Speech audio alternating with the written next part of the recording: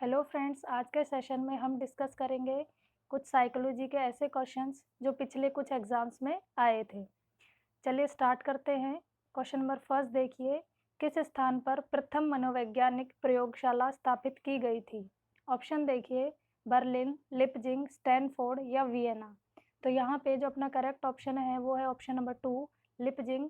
जो प्रथम मनोवैज्ञानिक प्रयोगशाला थी वो लिपजिंग शहर में स्थापित की गई थी। नेक्स्ट क्वेश्चन देखिए, जर्मनी के विलियम वुंट माने जाते हैं।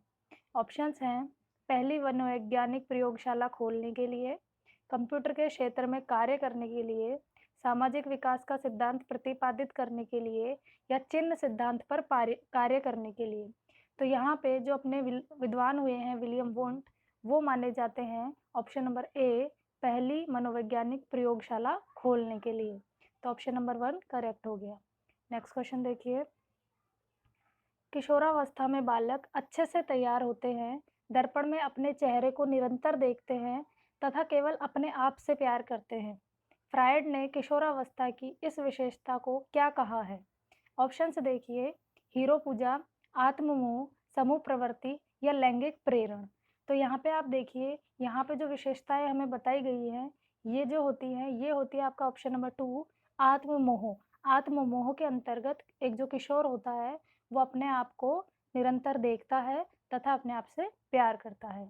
नेक्स्ट क्वेश्चन देखिए, शंकु का पृष्ठीय क्षेत्रफल ज्ञात करना सीखने के बाद एक बालक शंकु आकार तंबू बनाने के लिए आवश्यक कपड़े का मापन ज्ञात करने में समर्थ होता है।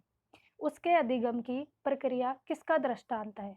ऑप्शन देखिए, शास्त्रीय अनुकूलन, क्रिया प्रसूत अधिगम, संबंधवाद अधिगम या अधिगम का स्थानांतरण।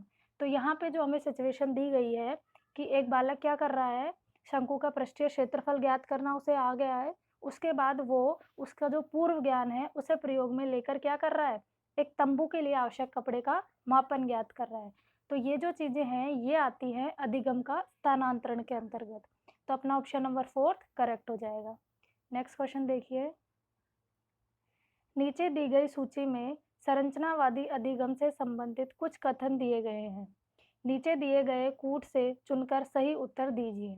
ऑप्शंस हैं, यह शिक्षक केंद्रित विधि है, इसमें विद्यार्थियों के स्वयं के द्वारा पूर्व ज्ञान को नवीन ज्ञान से जोड़ने पर बल दिया जाता है, शिक्षक केवल एक मार्गदर्शक के समान कार्य करता है, प्रच उपागम समस्या समाधान विचार विमर्श शिक्षण विधियों का प्रयोग किया जाता है या अधिगमकर्ता निष्क्रिय श्रोता के समान व्यवहार करते हैं। तो यहाँ आप देखिए, जो संरचनावादी अधिगम है उसके हिसाब से ऑप्शन नंबर 1 जो है वो पूरी तरह रॉन्ग है। उसके अलावा सेकंड में बोला है कि विद्यार्थियों को पूर्व ज्ञान से नवीन ज्ञान को जोड़ने पे बल दिया जाता है, तो ये सही है। शिक्षक जो है वो केवल मार्गदर्शक है, तो ये भी सही है क्योंकि आजकल शिक्षक एक फैसिलिटेटर की तरह काम करता है। यहाँ पे जो चौथा ऑप्शन है वो भी एकदम सही है। और पांचवें में बोला है कि जो अधिगम करता है वो निष्क्रिय श्रोता के समान, तो ये बिल्कुल गलत है। तो यहाँ पे आप देखिए, नीचे जो दिए गए हैं उनमें से सेकंड, थर्ड, फोर्थ, मतलब कि ऑप्शन नंबर 4 जो अपना है वो एकदम करेक्ट है। नेक्स्ट क्वेश्चन देखिए, समावेशी शिक्षा स्वागत करता है। ऑप्शन देखिए, केवल अक्षमता युक्त सीखने वाले का, केवल अक्षमता रहित सीखने वाले का, अक्षमता युक्त एवं अक्षमता रहित दोनों तरह के सीखने वाले का या केवल प्रतिभाशाली सीखने वाले का।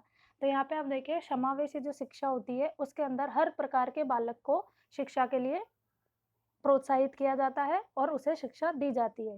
तो यहाँ पे जो अपना ऑप्शन नंबर 3 जो है वो एकदम करेक्ट है कि अक्षमता युक्त एवं अक्षमता रहित दोनों तरह के सीखने वाले के लिए समावेशी शिक्षा स्वागत करती है।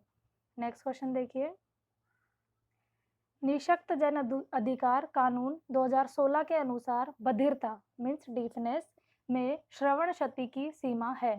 ऑप्शन देखिए, दोनों कानों में 70 डेसिबल, दोनों कानों में 80 डेसिबल, दोनों कानों में 90 डेसिबल या दोनों कानों में 60 डेसिबल। तो यहाँ पे जो कानून पास हुआ था 2016 में, उसमें जो श्रवण क्षति की सीमा थी वो है अपनी ऑप्शन नंबर 1, दोनों कानों में 70 डेसिबल। ये तो अपना ऑप्शन नंबर 1 करेक्ट हो जाएगा। नेक्स्ट क्वेश्चन देखिए, दृष्टिबाधित विद्यार्थियों की शिक्षा के लिए क्या आवश्यक नहीं है? ऑप्शंस देखिए, कागज पर ब्रेल सामग्री, गणित पढ़ाने के लिए अबेकस, श्रव्य कैसेट या छोटे अक्षरों में छपी किताबें। तो यहाँ देखिए कागज पर जो ब्रेल सामग्री है वो बिल्कुल उनके लिए उपयुक्त है, आवश्यक है। गणित पढ़ाने के लिए जो अबेकस जो यूज में लिया जाता है वो एकदम सही है, और श्रव्य कैसेट जो है वो भी बिल्कुल सही है। लेकिन जिन बच्चों को दिखाई नहीं देता, मीन्स जो दृष्टिबाधित विद्यार्थी हैं, उनके लिए छोटे अक्षरों में जो छपी किताबें हैं उनका कोई उपयोग नहीं है। इसीलिए इसका जो अपना करेक्ट ऑप्शन हो जाएगा वो जाएगा ऑप्शन नंबर 4, छोटे अक्षरों में छपी किताबें। नेक्स्ट क्वेश्चन देखिए, आप मानसिक रूप से सचेत हुए बिना भी जटिल व्यवहार संपन्न कर सकते हैं क्योंकि। ऑप्शन देखिए, आप बहुत चतुर हैं, आप उच्च मानसिक योग्यता वाले हैं, आपने अपरिपक्वता प्राप्त कर ली है, या आपने आदत बना ली है। तो यहाँ पे आप देखिए हमें बोला गया है कि मानसिक रूप से सचेत हुए बिना भी हम कोई व्यवहार जो संपन्न कर सकते हैं, तो उसका क्या कारण है। तो उसमें आप देखिए जो ऑप्शन नंबर 4 है अपना, वो एकदम सही बैठ रहा है कि आपने आदत बना ली है।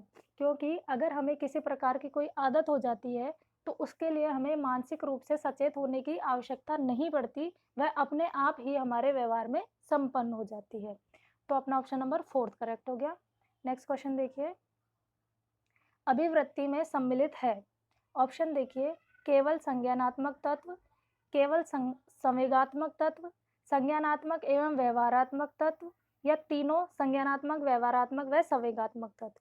तो यहाँ पे आप देखिए अभिवृत्ति जो होती है उसके अंदर ऑप्शन नंबर 4 तीनों पक्ष शामिल होते हैं, जिसमें संज्ञानात्मक, व्यवहारात्मक और संवेगात्मक तत्व आते हैं।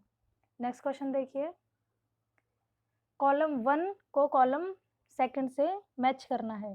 तो यहाँ पे हमें दिया है मनोविश्लेषण, व्यवहारवाद और गेस्टालवाद, इधर दिया है निर्मितिवाद। इनको इधर जो विद्वान दिए हुए हैं उनके साथ मैच करना है कि कौन सा सिद्धांत किसने दिया है। तो यहाँ पे आप देखिए ऑप्शन ए में हमें बोला है मनोविश्लेषणवाद, ये हमें दिया था सिगमंड फ्राइड ने।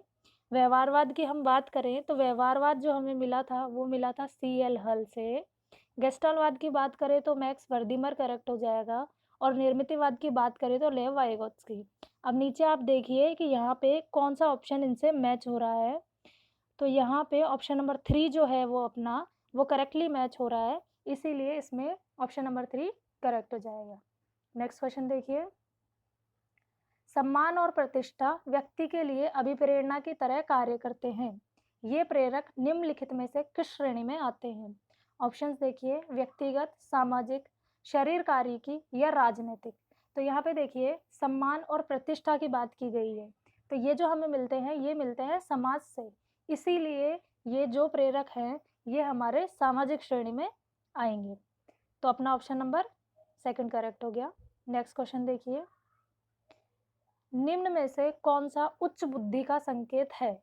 ऑप्शन है, एक बुद्धि लब्धि परीक्षण में 105 अंक प्राप्त करना, याद करके पता बताना, समान गलतियों का किसी कार्य के पश्चात पृष्ठ पोषण का अवसर मिलने पर दोबारा नहीं करना, या उच्च श्रेणी प्राप्तांक प्राप्त करना। तो यहाँ आप देखिए जो हमें 4 ऑप्शन दिए हैं उसमें से पहले में बोला है 105 अंक प्राप्त करना बुद्धि लब्धि में। तो ये कोई उच्च बुद्धि का संकेत नहीं है, क्योंकि 100 को तो हम औसत मान के चलते हैं, उससे 5 ज़्यादा होना उच्च बुद्धिमत्ता नहीं है।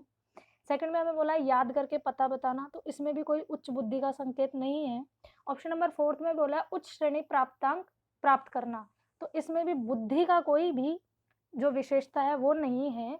जो यहाँ पे ऑप्शन नंबर 3 जो है अपना कि समान गलतियों का किसी कार्य के पश्चात पृष्ठ पोषण का अवसर मिलने पर दोबारा नहीं करना, मीन्स जो गलती हमने एक बार कर दी उससे जो हमने सीखा वही चीज़ हमें वापस किसी गलती में नहीं करना है। हमने एक बार जो सीख ले ली तो हम दोबारा वो गलती नहीं दोहराएंगे।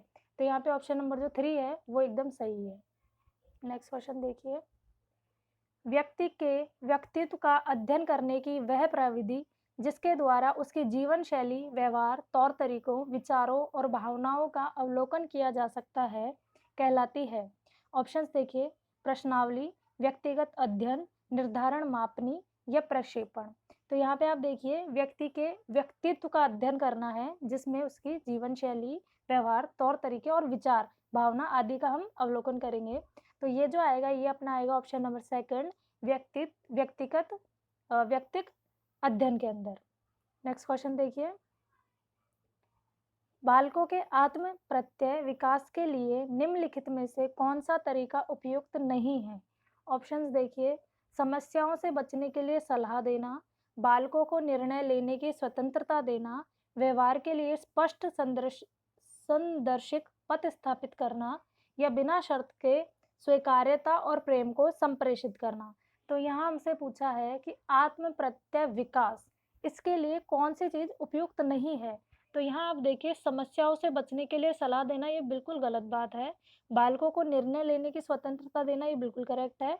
व्यवहार के लिए पथ स्थापित करना ये भी सही है और बिना शर्त के उनके जो भी बातें हैं उनको स्वीकार करना और प्रेम संप्रेषित करना ये भी बिल्कुल सही है। तो यहाँ पे जो अपना ऑप्शन करेक्ट होगा वो होगा ऑप्शन नंबर 1 कि समस्याओं के बचने के लिए सलाह नहीं देनी चाहिए बच्चों को। आज का सेशन यही समाप्त होता है। अगर आपको वीडियो पसंद आया हो तो लाइक, सब्सक्राइब और शेयर ज़रूर करें। Thank you.